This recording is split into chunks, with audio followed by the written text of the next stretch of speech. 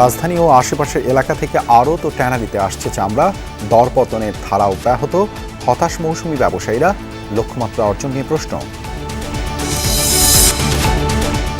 ঈদের দ্বিতীয় দিনেও রাজধানীতে পশু কোরবানি, টানা 3 দিন হবে বর্জ্য অপসারণ, প্রিয়জনের সাথে আনন্দ ভাগাভাগি করতে আজও ঘরমুখ অনেকে। প্রথম দিন আমি এখানেই করি, এখানে আমার বাড়ি আর কি, আর এর পরের দিন আমরা চলে যাই। এর আগে অনেক রাস্তাঘাটে রাশ থাকে, যানজট থাকে, এই জন্য আর বাচ্চা কাচ্চা নিয়ে যাচ্ছি তো, যার জন্য আর কি এই ঈদের পরের দিন যাওয়া। ঈদের পর নতুনভাবে বাড়তে পারে হাম, ছুটির জনসমাগমের সংক্রমণ ছড়ানোর শঙ্কা, ব্যক্তিগত সুরক্ষায় জোর দিচ্ছেন চিকিৎসকরা। জাতীয় নির্দেশিকা বানিয়ে সারা বাংলাদেশ জুড়ে যদি চিকিৎসক নার্সদের ট্রেনিং দেওয়া যেত, তাহলে এই যে ঢাকা কেন্দ্রিক যে আমাদের পুরো চিকিৎসাটা, সেটা ঢাকার বাইরেও হতে পারে। নিষেধাজ্ঞা পাত্তা না দিয়ে চলছে অনলাইন জুয়া, ক্রিপ্টোকারেন্সিতে বেচাকেনা হচ্ছে বেটিং ওয়েবসাইট, নজরদারি বৃদ্ধিতে প্রযুক্তিবিদদের গুরুত্ব আরোপ। যুদ্ধক্ষেত্রে যৌন সহিংসতার ঘটনায় ইসরায়েলকে কালো তালিকাভুক্ত করল জাতিসংঘ, ক্ষোভে ফুঁসছেন নেতানিয়াহু, মহাসচিব গুতেরেসের সাথে সম্পর্ক ছিন্নের হুমকি। মেসিকে অধিনায়ক করে আর্জেন্টিনার বিশ্বকাপ দল ঘোষণা, 26 সদস্যের স্কোয়াডে কোনো চমক রাখেননি কোচ স্কালোনি।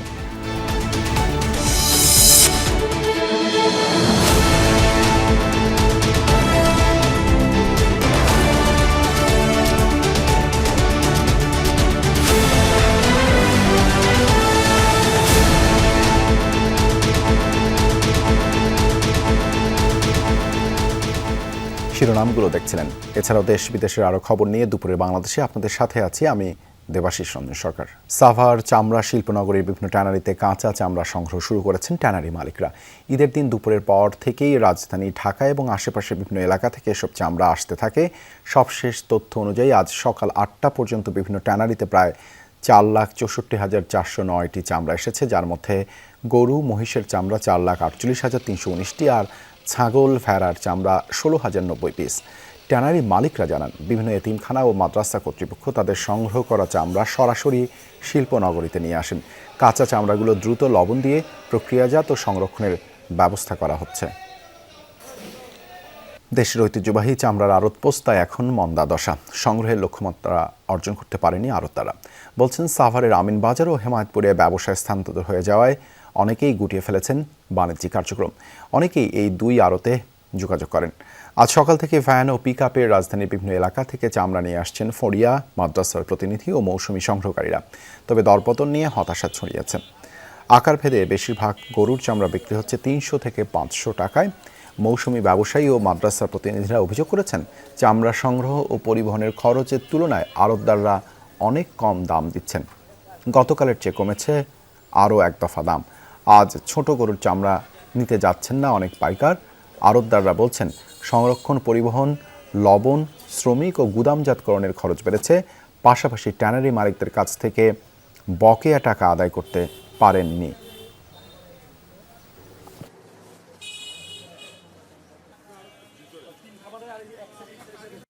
আমাদের যে জমজমক আরও ছিল সেটা হেমাদপুর চলে গেছে। আমাদের এখানে 2-10 পিসের গুদাম আছে। আগে ছিল 206টা, 7টা, 8টা, 10টা। এখান থেকে 10-20টা গুদাম চলে গেছে আছে। এই 10-20টা গুদামে আমরা কত কালেকশন করতে পারি? 500 টাকা করে দুইটা 1000 টাকা কিনছি, আর একটা কিনছি 600 টাকা। আর এখন মার্কেটের দাম কইতে আছে 3টায় 900 টাকা।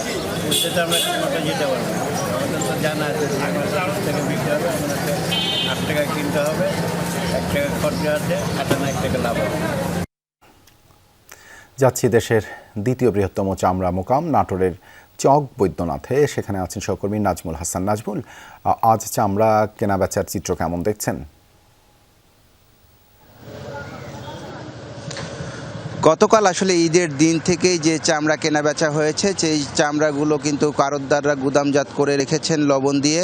এখন কোনো চামড়া বেচা কেনা হচ্ছে না। তো এখানে ব্যবসায়ীরা যে বিষয়টি বলছেন যে 2-3 দিন পর থেকে আসলে দেশের 35 থেকে 40 জেলার গুদামজাত লবণযুক্ত চামড়া এখানে আসবেন, তখন তারা এই চামড়া লবণ দেওয়া চামড়াগুলো গুদামে রেখে ট্যানারি মালিকদের কাছে বিক্রি করবেন।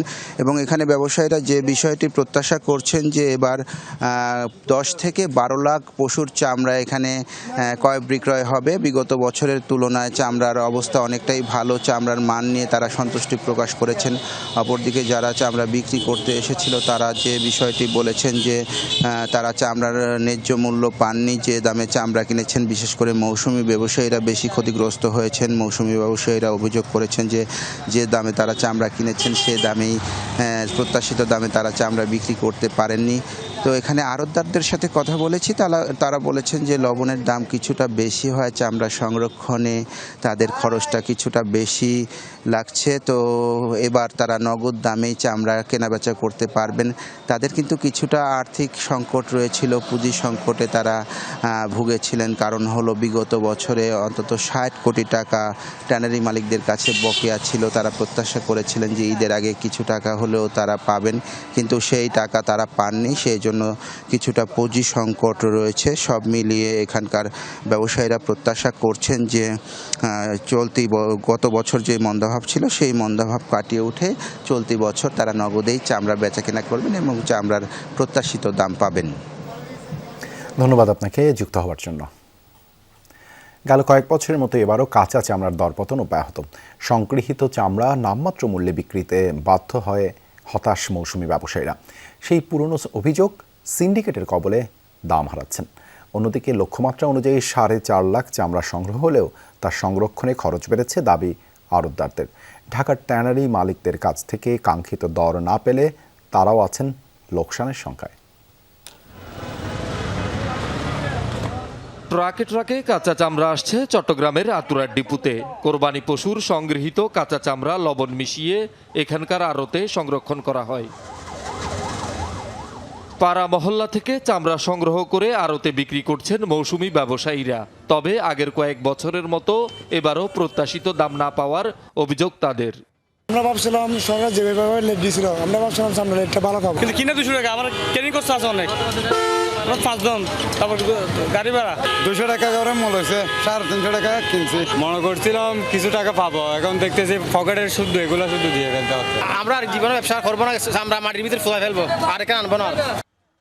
মৌসুমি ব্যবসায়ীদের অভিযোগ, সিন্ডিকেটের মাধ্যমে কম দামে চামড়া কিনে নিচ্ছেন আড়তদাররা।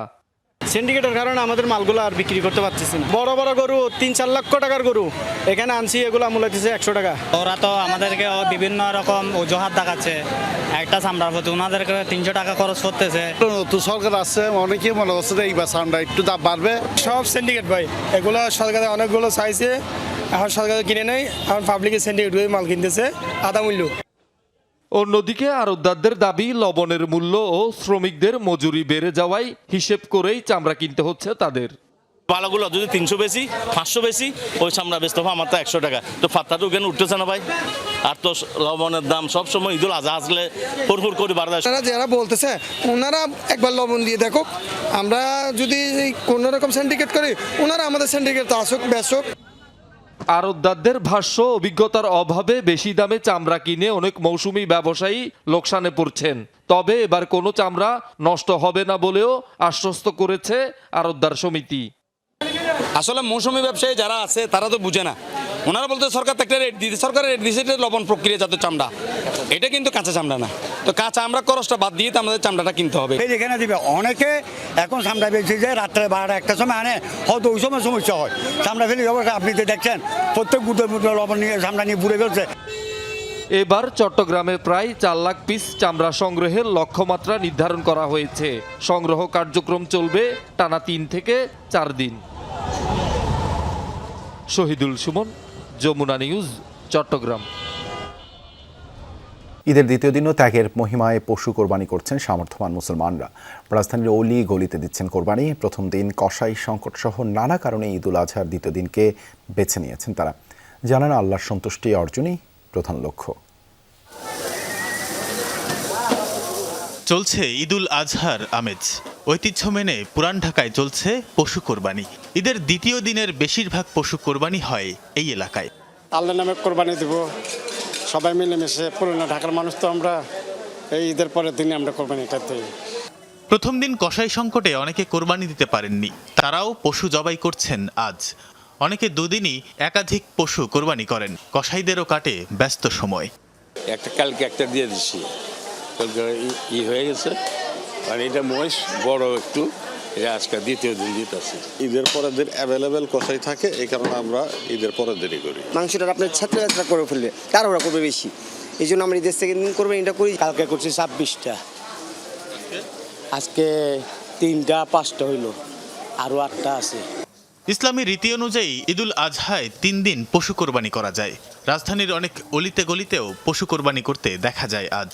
কিছুটা স্বস্তি আর নির্ঝঞ্ঝাটভাবে ধর্মীয় রীতি পালনের আশায় এ আয়োজন। প্রথম দিন একটা দিই, পরের দিন 2টা দিই। কসাইদের একটা প্রসেসে প্রবলেম থাকে, তারা জাত কসাই না, তার উপরও তারা ঝামেলা করে। তা ঈদের পরের দিন আর এই ঝামেলাটা হয় না। কোরবানির পর নিজ উদ্যোগেই বর্জ্য অপসারণ করছেন অনেকে। তানফির সিদ্দিক, টিপু, যমুনা নিউজ, ঢাকা।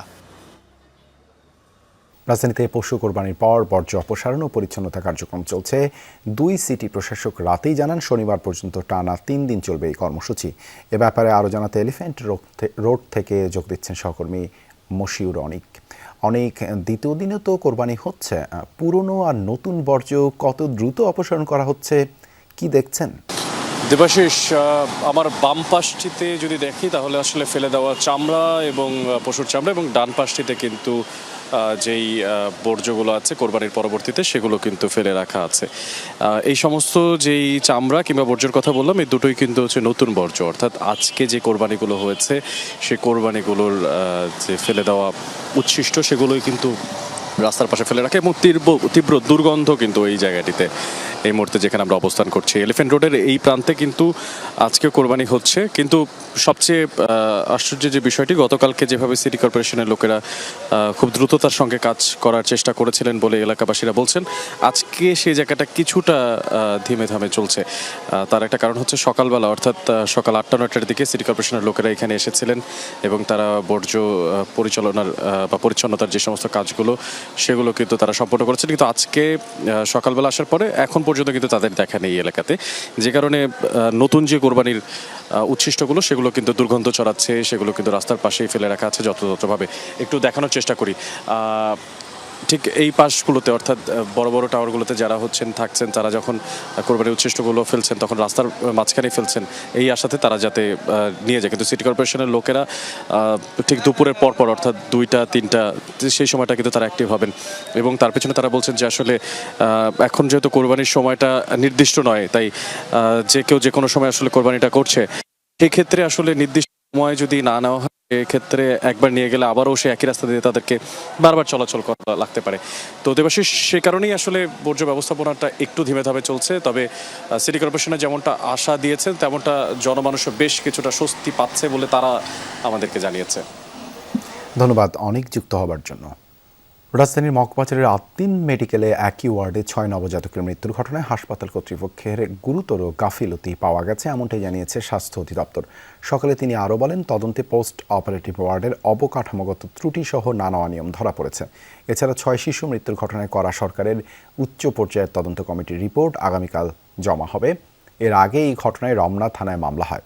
মামলায় অবহেলাজনিত কারণে শিশু মৃত্যুর অভিযোগ আনা হয়েছিল। পুলিশ জানায়, বুধবার রাতে নিহত এক নবজাতকের স্বজন বাদী হয়ে হাসপাতাল কর্তৃপক্ষের বিরুদ্ধে মামলাটি করেন। সেই রাতেই ময়নাতদন্ত না করে মরদেহ পরিবারের কাছে হস্তান্তর করা হয়েছে। হাসপাতালে শিশু মৃত্যুর ঘটনায় উচ্চ পর্যায়ের তদন্ত কমিটি কাজ করছে।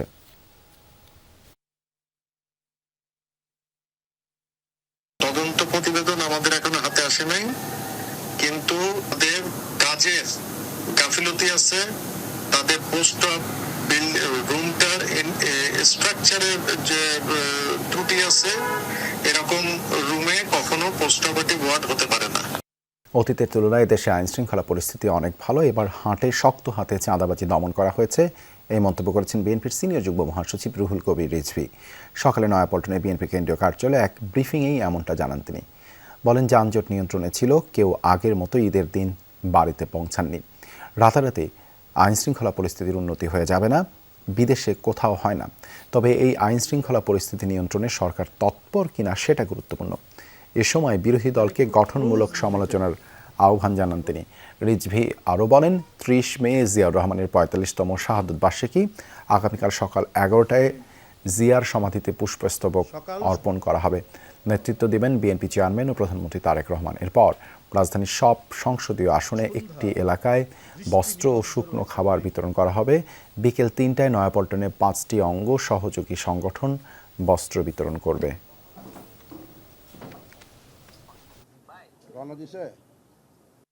অতীতের অনেক সময়ের যে আইন শৃঙ্খলার পরিস্থিতি আমি বলবো যে অনেক ভালো। কিভাবে এই গরুর হাটগুলোতে চাঁদাবাজি এবং নানা ধরনের সন্ত্রাসীমূলক কর্মকাণ্ড হয়েছে, কিন্তু এবারে শক্ত হাতে সেগুলোকে দমন করা হয়েছে। শক্ত হাতে কোনো চাঁদাবাজি সেখানে হতে দেওয়া হয়নি। ঠাকুরগাঁও বিশ্ববিদ্যালয়কে দেশের শিক্ষার সর্বোচ্চ পর্যায়ে নিয়ে যেতে বিশ্বমানের শিক্ষা নিশ্চিত করা হবে, এই প্রতিশ্রুতি দিলেন স্থানীয় সরকার, পল্লী উন্নয়ন ও সমবায় মন্ত্রী মির্জা ফখরুল ইসলাম আলমগীর। সকালে ঠাকুরগাঁও শহরের তাঁতিপাড়া কালীবাড়ি বড় মাঠের পশ্চিম পাশের এলাকায় বিশ্ববিদ্যালয়ের অস্থায়ী কার্যালয়ের উদ্বোধন করেন তিনি। এ সময় মির্জা ফখরুল ইসলাম আলমগীর বলেন, বিশ্বমানের শিক্ষা নিশ্চিত করে ঠাকুরগাঁও বিশ্ববিদ্যালয়কে দেশের শিক্ষার সর্বোচ্চ স্থানে নিয়ে যেতে হবে। এজন্য সবাইকে আন্তরিকভাবে কাজ করতে হবে। বলেন, বিশ্ববিদ্যালয়ের শিক্ষক নিয়োগে কোনো স্বজনপ্রীতি কিংবা দলীয় প্রভাব চলবে না, যোগ্যতার ভিত্তিতেই হবে নিয়োগ। আমরা কোনো রাজনৈতিক চাপ কখনোই সৃষ্টি করব না এবং কাউকে করতেও দেবো না। এই কথাটা মনে রেখে সকলকে সঙ্গে নিয়ে প্রত্যেকে আপনাকে সহযোগিতা করবে, কারণ এটা ঠাকুরের প্রাইড, এটা ঠাকুরের গৌরব যে আমরা এখানে একটা বিশ্ববিদ্যালয় পেয়েছি। ঈদের পরদিনও ঢাকা ছাড়ছেন অনেক মানুষ। ঈদযাত্রার ভিড় ও ভোগান্তি এড়াতে ঈদের পরদিন দেশের বিভিন্ন প্রান্তে ছুটছে মানুষ। তবে অন্যান্য সময়ের মতো বিশৃঙ্খলা বা হয়রানি নেই। যাত্রীরা বলছেন, ফাঁকা রাস্তা এবং কম যানজটের আশায় ঈদের পরদিন ঢাকা ছাড়ছেন তারা। যারা কাজের ব্যস্ততা কিংবা ছুটির সীমাবদ্ধতার কারণে ঈদের আগে বাড়ি যেতে পারেননি, তারা এখন প্রিয়জনদের সঙ্গে ঈদের আনন্দ ভাগাভাগি করতে গ্রামের পথে রওনা হচ্ছেন। তবে নির্ধারিত সময় টার্মিনালে বাস না আসায় অনেকেই পড়েন বিড়ম্বনায়। এদিকে কাউন্টার সংশ্লিষ্টরা বলছেন, রাজধানীর বিভিন্ন স্থানে অবৈধ কাউন্টারগুলোর কারণে যাত্রী কম পাচ্ছেন তারা।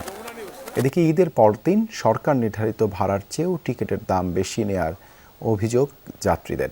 এক্ষেত্রে তদারকি আরও বাড়ানোর দাবি তাদের। গ্রামে যাই একটু আত্মীয় স্বজন তাদেরকে দেখতে বা ভালো মন্দ জিজ্ঞাসা করতে, সবার খোঁজ খবর নিতে। ঈদের পরদিন গেলে একটু ভিড় কম হয়, সুবিধা হয় এজন্য। আজকে যাওয়ার কারণ অনেকে কালকে কুরবানি দোকানপাট করে যাইতে পারে না, আজকে মাংস লয়ে যাইতে আছে। আমাদের সকাল তো 2 গাড়ি গেছে বড় সব ফুল। ঈদের পর দিন বেশি যাত্রী এবং আজকে মোটামুটি বেশ ভালো যাত্রী। টিকিট মনে করে আপনি লোকালভাবে 400 টাকা নেয়, আজকে 1200-1500 এমনি চাই। আগে আমরা যাইতাম 700 টাকা 750 টাকা সাতক্ষীরায়, এখন চাই 1000 টাকা 1200 টাকা। রাজধানী কমলাপুর রেল স্টেশন থেকে যোগ দিচ্ছেন সহকর্মী সুমাইয়া ঐশী।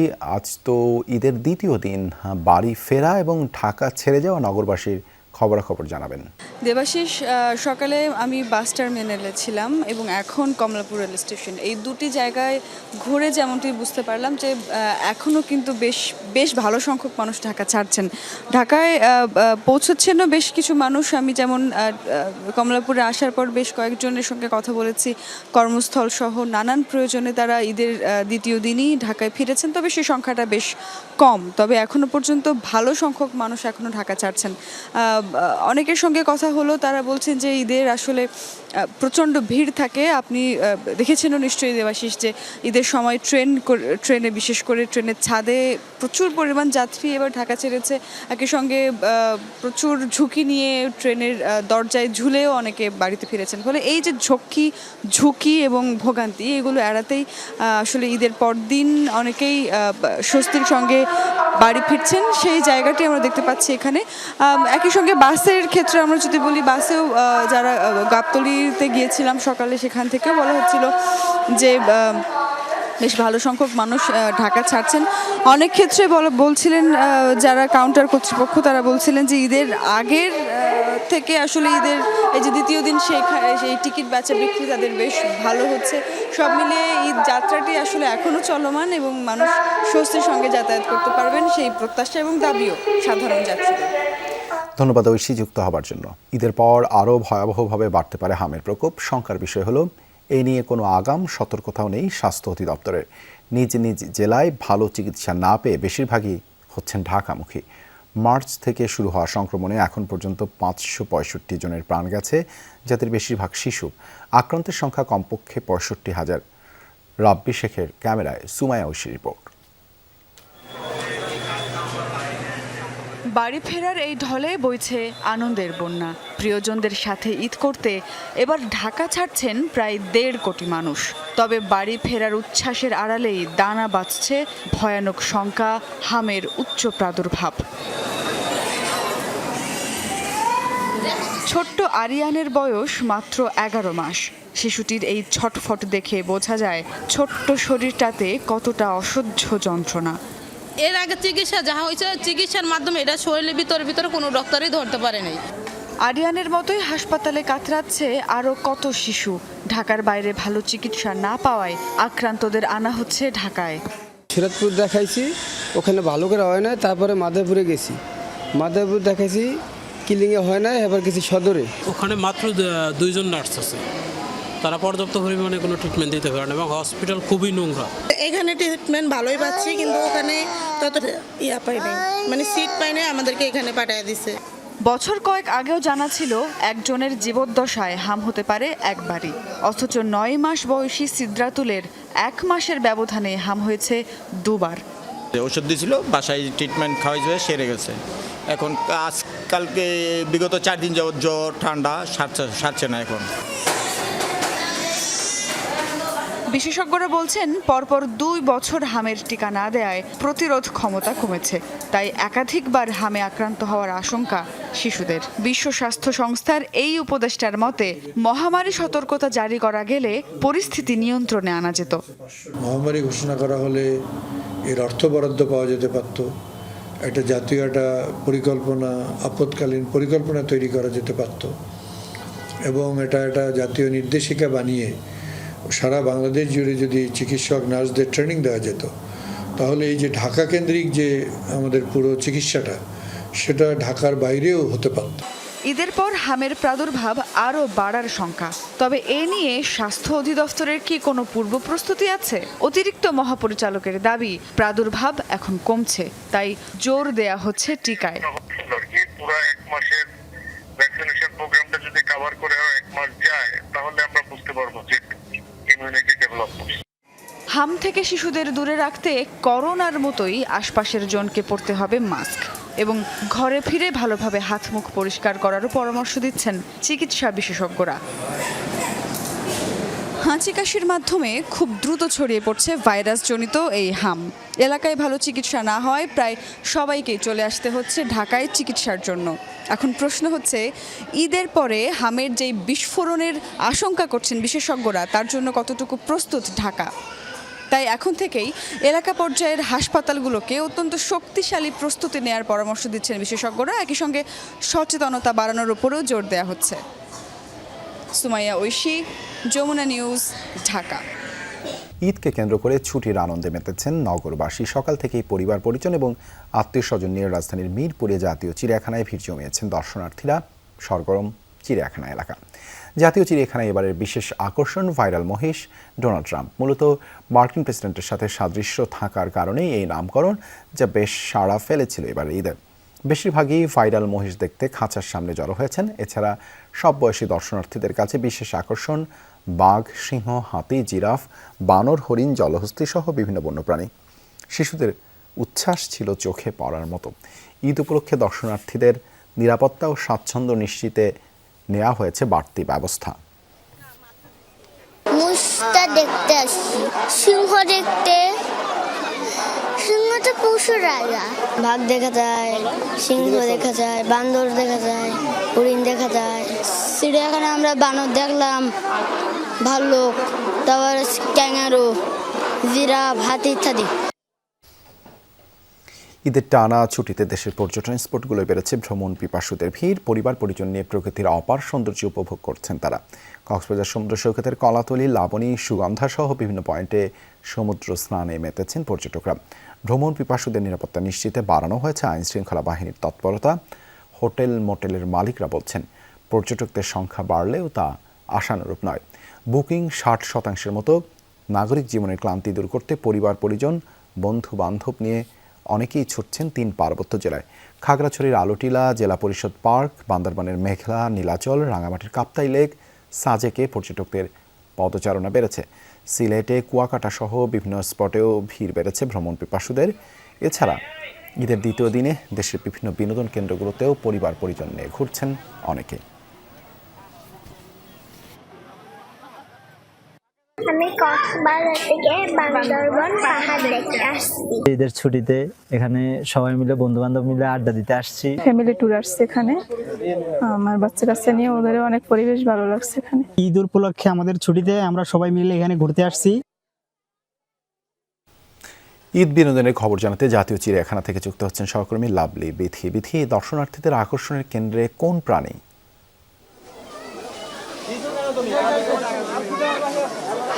দেবাশিস, এইবার ঈদে চিড়িয়াখানায় আকর্ষণের একটি অংশ হলো সাদা মহিষ, যেটির নাম দেওয়া হয়েছে ট্রাম্প। সেই মহিষটিকে দেখার জন্য এইখানে কিন্তু বেশ ভিড় আমরা দেখতে পাচ্ছি। এবং যখন আমরা চিড়িয়াখানায় ঢুকছিলাম তখন অনেকেই আমাদের জিজ্ঞেস করছিল যে এই সাদা মহিষ অর্থাৎ ট্রাম্পটিকে কোথায় রাখা হয়েছে। তো বেশ অনেক লম্বা ভিড় দেখতে পেলাম এবং এই ভিড় চিড়িয়াখানার বেশিরভাগ পশুর প্রাণীর খাঁচার সামনেই কিন্তু আছে। অর্থাৎ দ্বিতীয় দিনের চিড়িয়াখানায় যতটা ভেবেছিলাম যে কেমন ভিড় হবে ঈদের দ্বিতীয় দিন, তেমন সেই উপস্থিতিটা কিন্তু অনেক বেশি। বেলা যত গড়াচ্ছে মানুষের উপস্থিতি অনেক বেশি বেড়ে গেছে এবং প্রায় প্রতিটি খাঁচার সামনে হচ্ছে সেই ভিড় আমরা দেখতে পেয়েছি। শিশুরা কিন্তু বেশ বিস্মিত এই চিড়িয়াখানায় এসে। তার কারণ হচ্ছে যে গল্পের ছলে যে প্রাণীদের সম্পর্কে তারা শোনে অথবা বইয়ের পাতায়, টিভির পর্দায় যে প্রাণীগুলোর ছবি তারা দেখে, এগুলোকে যখন সামনাসামনি দেখে তারা বেশ বিস্ময় তাদের মধ্যে প্রকাশ পায় এবং খুব বেশি উৎফুল্ল তারা থাকে। এই এত গরমের মধ্যে তারা এই চিড়িয়াখানায় এসেছে, কিন্তু যখন এই শিশুদের এই খুশি আনন্দটা দেখে তখন অভিভাবকদের কিন্তু এই গরমটা তাদের কাছে কোনো কিছুই হয় না। তবে একটি বিষয় হচ্ছে, এবং সেটি বরাবরই বলে থাকি আমরা, যে ঢাকা শহরে শিশুদের বিনোদনের জায়গার অনেক বেশি অভাব। সেই হাতে গোনা কয়েকটি জায়গা আছে, ঘুরে ফিরে প্রতি ঈদে বা সরকারি ছুটির দিনগুলোতে এই হাতে গোনা কয়েকটি জায়গায় শিশুরা এসে ভিড় জমায়, বিনোদনের জন্য আসে। শিশুদের শারীরিক এবং মানসিক বিকাশের জন্য যদি এই বিনোদনের জায়গাগুলো আরও বাড়ানো যায়, সেক্ষেত্রে এটা শুধুমাত্র শিশুর আনন্দই দিবে না, ভবিষ্যৎ যে প্রজন্ম আছে সেই প্রজন্মের বিকাশটাও কিন্তু ইতিবাচকভাবে হবে। এখানে যারা অভিভাবক আছে তারা কিন্তু এই নিয়ে বেশ আক্ষেপ প্রকাশ করেছে। দেবাশিস, ধন্যবাদ বিথি যুক্ত হওয়ার জন্য। পর্যটন স্পটের আরও খোঁজ খবর জানাতে যুক্ত হচ্ছেন সহকর্মীরা। এবারে কক্সবাজার থেকে এহসান আল কুতুবী। এহসান, সৈকতে পর্যটকদের ভিড় কেমন দেখছেন? হোটেল মোটেল ব্যবসায়ীরা কি বলছেন?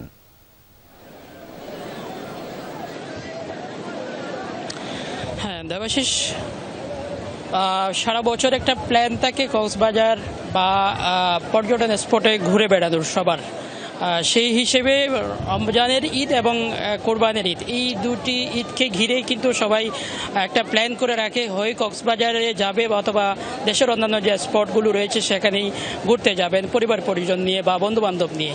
আজকে আমরা কক্সবাজার সমুদ্র সৈকতে যে পরিমাণ পর্যটক এখানে এসেছেন, আমরা তাদের যে অবস্থা সেটি দেখছি মূলত সকাল থেকেই। এই যে পরিমাণ পর্যটক এসেছেন এবং তারা সাগরের যে বিশাল বিশাল ঢেউ, শেষ ঢেউয়ের সাথে খেলছেন এবং কেউ কিটকট চেয়ারে বসে সমুদ্রের বিশালতা উপভোগ করছেন, বিশাল বিশাল ঢেউ উপভোগ করছেন এবং ছোট ছোট বাচ্চাদেরকে দেখছি তারা বালিয়াড়ি নিয়ে খেলছেন এবং কেউ এখানে বিচ বাইক আছে, এখানে ওয়াটার বাইক আছে, সেই বাইকে করে এক প্রান্ত থেকে আরেক প্রান্ত ছুটে বেড়াচ্ছেন। তবে একটি কথা না বললেই হয় না, সেটি হচ্ছে এখানে সৈকতে যে পরিমাণ মানুষ আছে এই তাদেরকে নিরাপত্তা দেওয়ার জন্য, তারা যাতে কোনো ধরনের দুর্ঘটনার শিকার না হয়, যাতে কেউ বেসে না যায় দুর্ঘটনাবশত, সেজন্য কিন্তু সিসিএফ লাইফগার্ডের যারা সদস্য আছেন 3টি পয়েন্ট কলাতলি এবং লাবণী আর হচ্ছে সুগন্ধা 3টি পয়েন্টে তারা সতর্ক অবস্থানে আছেন যাতে কোনো পর্যটক দুর্ঘটনা পতিত না হয়। এবার শেষ। ধন্যবাদ এহসান যুক্ত হওয়ার জন্য। সিলেট থেকে যুক্ত রয়েছেন মাহবুবুর রহমান রিপন। রিপন, দর্শনীয় স্থানগুলোতে ভ্রমণ পিপাসুদের পদচারণা কেমন দেখছেন?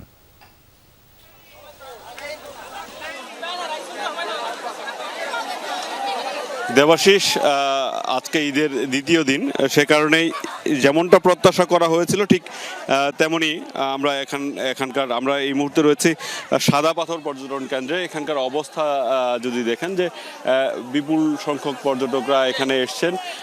মূলত এই সময়টা একটি ট্রানজিশন পিরিয়ড বলা চলে। প্রতিদিনের এই একটার সময় কিছু পর্যটক এখান থেকে বেরিয়ে যাবেন, যারা সিলেটের যে অন্যান্য পর্যটন কেন্দ্র রয়েছে রাতারগুল, লালাখাল এবং জাফলং এবং বিছনাকান্দি যে সকল পর্যটন কেন্দ্র রয়েছে সেখানে যাবেন। এবং সেখান থেকে যারা সকালে সেখানে গিয়েছিলেন তারা এখানে আসতে শুরু করেছেন ইতিমধ্যেই। আমরা সকালে পর্যটকদের সংখ্যা কম থাকলেও এখন কিন্তু পুরো এলাকাটি পর্যটকদের পদচারণায় মুখর হয়ে পড়েছে। মূলত যারা আসছেন সবাই পরিবার পরিজন নিয়ে আসছেন, কেউ কেউ আশেপাশের যারা প্রতিবেশী আছে প্রতিবেশীরা সবাই মিলে এসছেন। সবচেয়ে বেশি আনন্দ যারা করছেন কিশোর যারা রয়েছেন, এক এলাকায় থেকেই এক ধরনের টি শার্ট পরে এসছেন, তারা সবচেয়ে বেশি আনন্দ করছেন। এবং শিশু যারা রয়েছেন, আপনি দেখতে পাবেন যে শিশুরা এই পানিতে নেমে ঠিক কতটা আনন্দ উপভোগ করছে। যদিও বেকায়দায় পড়তে হচ্ছে পরিবারের সদস্যদের তাদেরকে এই পানি থেকে তুলে নিতে। সব মিলিয়ে এখন পর্যন্ত সবকটি পর্যটন কেন্দ্রে কিন্তু পর্যটকদের পদচারণা রয়েছে। দেবাশিস। ধন্যবাদ রিপন যুক্ত হবার জন্য। নিষিদ্ধ হলেও তার থোড়াই কেয়ার করছে অনলাইন জুয়ারিরা। বেটিং সাইটের বিজ্ঞাপনে সয়লাভ সোশ্যাল মিডিয়া। ক্রিপ্টোকারেন্সিতে কেনাবেচা চলছে এসব ওয়েবসাইটে। জুয়া চক্রে কয়েকজনকে মাঝে মধ্যে গ্রেপ্তার করা হলেও প্রসার ঠেকানো যাচ্ছে না। সরকার বলছে জুয়া প্রতিরোধে শিগগিরই আধুনিক আইন প্রণয়ন হবে, তবে নিরবিচ্ছিন্ন মনিটরিং ব্যবস্থায় জোর দিচ্ছেন প্রযুক্তিবিদরা। মাসুম খানের ছবিতে বিস্তারিত জানাচ্ছেন তানভীর সিদ্দিক টিপু। টাকা ডিপোজিট করার পরে আর কি প্রেডিকশন করা লাগে, এটা মেইন, তারপরে বিটটা করা লাগে, পুরোটাই লাখের উপরে প্রেডিকশনের উপর। দেশ জুড়ে ভাইরাসের মতো ছড়িয়ে পড়েছে অনলাইন জুয়া। বেটিং গেমিং করে সহজে টাকা আয়ের নেশায় বুধ তরুণ সমাজের অনেকে। কিন্তু আসলেই কি বাড়তি আয়ের মাধ্যম অনলাইন জুয়া? আপনি যে বেটটা জিতেন, তো বেটটা জিতার পরে ওই হিসাবটা থাকে ওদের কাছে যে আপনি কত জিতছেন, কত হারছেন, কত টাকা ঢুকাইছেন। কিন্তু লাভ সবাইকে দেয় না। লাভ দেয় মনে করেন 1000 মানুষের ভিতরে মাত্র 5 জন অনেক ভালোভাবে লাভ পাবে, কিন্তু বাকি যে 995 জনের টাকাটা অ্যাপ রাখা দিবে। ফেসবুক, ইউটিউবে ঢুকলেই চোখে পড়ে গেম খেলে বেটিং করে টাকা উপার্জনের বিজ্ঞাপন, যেখানে দেখা মেলে দেশীয় তারকাদের মুখ। আবার ফেসবুকের বিভিন্ন গ্রুপে চলে বেটিং সাইট কেনাবেচা। সাইট তৈরি করে এমন একজনের সাথে ক্রেতা সেজে কথা হয় যমুনা টেলিভিশনের। জানালেন সাইট কিনতে হলে তাকে পেমেন্ট করতে হবে ক্রিপ্টোকারেন্সিতে। আমি বাইন্যান্স থেকে আপনাকে নাম্বার দিব, ওরা কল দিবে, বলবেন যে আমি টাকা পাঠাতেছি, আপনি টাকা দিয়ে দেবেন আর স্ক্রিনশট দিয়ে দিবেন, তাহলে হবে। আমি $1 কিনে নিই। বাট আমরা পার্সোনাল ডকুমেন্টে কখনো পেমেন্ট নিই না, কারণ ভাই আমাদের অনেক কয়টা সাইট চলতেছে মার্কেটে, আপনি সেফে থাকবেন, আমিও সেফে থাকবেন। বাতলে দিলেন বেটিং সাইট চালিয়ে বড়লোক হওয়ার পথ। এখন যেরকম আছেন টাকাগুলো এইভাবে চলাফেরা করবেন, পারলে সাজেস্ট করবো যে কিছু টাকা হয়ে গেলে বাইরের দেশে বড় কান্ট্রিতে চলে যাবেন, 1-2 বছর থাকবেন, তারপর দেশে এসে আপনার বাড়ি কার যত ইচ্ছা করেন, সমস্যা নেই। মাঝে মাঝে অনলাইন জুয়ায় জড়িতদের গ্রেফতারের কথা জানায় আইন শৃঙ্খলা রক্ষাকারী বাহিনীর গোয়েন্দা বিভাগগুলো। সম্পৃক্ততা মেলে বিদেশি নাগরিকদেরও। সম্প্রতি স্বরাষ্ট্রমন্ত্রী ঘোষণা দিয়েছেন বেটিং ও জুয়া প্রতিরোধে একটি আধুনিক আইন প্রণয়নে কাজ করছে সরকার। জুয়া, বেটিং, অনলাইন জুয়া কঠোরভাবে নিয়ন্ত্রণের জন্য এই অপরাধগুলোর জন্য আলাদা একটা আইন প্রণয়ন আমরা হাতে নিয়েছি। আশা করি ইনশাআল্লাহ আগামী সেশনে সেই আইনটা আমরা পাবো। আমরা যুগ উপযোগী একটা আইন আনতে পারবো বেটিং এবং জুয়া, অনলাইন জুয়া, অফলাইন জুয়া এগুলোকে অ্যাড্রেস করার জন্য। তবে শুধু আইন প্রণয়নেই সমাধান দেখছেন না প্রযুক্তি বিশেষজ্ঞরা। তারা বলছেন এসব চক্রকে মোকাবিলায় দরকার নিরবচ্ছিন্ন মনিটরিং ব্যবস্থা, পাশাপাশি তরুণদের সম্পৃক্ত করার পরামর্শ তাদের। একজনকে আপনি 5 বছর ট্রেনিং দিয়ে বয়স্ক লোককে আপনি যা শেখাতে পারবেন, একটা 12 বছর বা 15 বছরের ছেলে বাসায় বসে বসে আসলে এই ধরনের অন্যায় দেখা গেল আধা ঘন্টায় বের করে ফেলেছে যে কোথা থেকে আসতেছে, কোন আইপি থেকে আসতেছে, কোন লোক করতেছে, কোথায় টাকা জমা হচ্ছে। সে give them a option to help the government, যেটা হয়তো একটা খুব ভালো পার্টনারশিপ হতে পারে। আলাদা একটা ডিপার্টমেন্ট দরকার, আলাদা একটা টিম দরকার, যেই টিমের কাজই হবে সারাদিন তারা এটা মনিটর করা। এই অনলাইন যে গেমিংগুলো হয় এটার মাধ্যমে কিন্তু অনেক সময় মানি লন্ডারিং হয়, তো এইখানে বাংলাদেশ ব্যাংকেরও একটা রোল আছে। তবে মনিটরিংয়ের নামে নাগরিকদের ব্যক্তিগত তথ্যে যেন সরকার নজরদারি না করে সে বিষয়েও সতর্ক করছেন বিশেষজ্ঞরা। ব্যান সাইট সেগুলোকে বন্ধ করা, কিন্তু সরকার যদি এখন সিটিজেনরা কি করছে সেটার দিকে তাকিয়ে থাকে তাহলে কিন্তু এটা পুলিশি রাষ্ট্র হয়ে যাবে। সো এই ব্যালেন্সটা কিন্তু ভালোভাবে মেনটেন করতে হবে। একে তো নিষিদ্ধ জুয়া, তার উপর ক্রিপ্টোকারেন্সির মাধ্যমে টাকা পাচার, এসব ঠেকাতে দ্রুত ব্যবস্থা নেয়ার তাগিদ বিশেষজ্ঞদের। তানভীর সিদ্দিক, টিপু, যমুনা নিউজ, ঢাকা। জাতিসংঘের কালো তালিকাভুক্ত হচ্ছে ইসরায়েল। যুদ্ধক্ষেত্রে যৌন সহিংসতার অভিযোগে এই পদক্ষেপ নিচ্ছে আন্তর্জাতিক সংস্থাটি। জাতিসংঘ মহাসচিবের আসন্ন বার্ষিক প্রতিবেদনে গাজায় ইসরায়েলি সেনাদের যৌন নির্যাতনের বহু তথ্য নথিভুক্ত করা হয়েছে।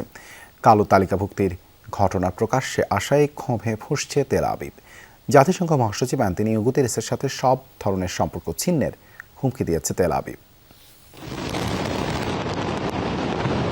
গাজায় ইসরায়েলের আগ্রাসন শুধু হাজার হাজার প্রাণ কেড়ে নেয়নি, রেখে গেছে নির্যাতনের অসংখ্য চিহ্ন। সেই অভিযোগের ভিত্তিতেই সংঘাতপূর্ণ অঞ্চলে যৌন সহিংসতার দায়ে ইসরায়েলকে কালো তালিকাভুক্ত করেছে জাতিসংঘ। যুদ্ধক্ষেত্রে যৌন সহিংসতা নিয়ে জাতিসংঘ মহাসচিবের বার্ষিক প্রতিবেদন প্রকাশের আগে সংশ্লিষ্ট দেশগুলোর কাছে তা উপস্থাপনের রীতি রয়েছে। প্রকাশিতব্য ওই প্রতিবেদনে জাতিসংঘ বলছে, গাজায় ফিলিস্তিনিদের ওপর যৌন নির্যাতন ও মানবাধিকার লঙ্ঘনের অসংখ্য তথ্য প্রমাণ তাদের হাতে এসেছে। জাতিসংঘের প্রতিবেদনের তথ্য প্রকাশ্যে আসতেই ক্ষুব্ধ প্রতিক্রিয়া জানিয়েছে তেল আবিব। সংস্থাটিতে ইসরায়েলের রাষ্ট্রদূত ড্যানি ড্যানন সরাসরি অভিযুক্ত করেন মহাসচিব অ্যান্তোনিও গুতেরেসকে। এমনকি তিনি মহাসচিব থাকা পর্যন্ত তার কার্যালয়ের সঙ্গে কোনো ধরনের যোগাযোগ রাখবে না তেল আবিব, এমন হুঁশিয়ারি দেন। আমরা এই মহাসচিবের সাথে আর নেই। জাতিসংঘ ইসরায়েল বিরোধী রাজনৈতিক এজেন্ডা বাস্তবায়ন করছে। ইসরায়েলকে কালো তালিকাভুক্ত করা এবং যৌন সহিংসতার অভিযোগ আনা সম্পূর্ণই ন্যাক্কারজনক সিদ্ধান্ত। হামাসের সাথে আমাদের এক কাতারে দাঁড় করানো অগ্রহণযোগ্য। গাজা যুদ্ধের পরপরই ইসরায়েল ও জাতিসংঘের দূরত্ব সবচেয়ে তলানিতে পৌঁছেছে। নতুন এই তালিকার সেই উত্তেজনাকে বাড়িয়ে দিল কয়েক গুণ। এর আগে গাজায় ইসরায়েলের কঠোর সামরিক অভিযানের নিন্দা জানানোয় মহাসচিব সহ জাতিসংঘের অন্যান্য কর্মকর্তাদের তীব্র সমালোচনা করেছে ইসরায়েলি কর্তৃপক্ষ। 2024 সালে অ্যান্তোনিও গুতেরেসকে পার্সোনা নন গ্রাটা বা অবাঞ্ছিত ঘোষণা করেছিল তেল আবিব। ডরথি তাস্ট্রিন, যমুনা নিউজ। দুপুরে বাংলাদেশের প্রথম ঘন্টা থেকে বিদায় নিচ্ছি। পরের ঘন্টার খবর নিয়ে ফিরবেন মারফি রহমান। সাথে থাকুন।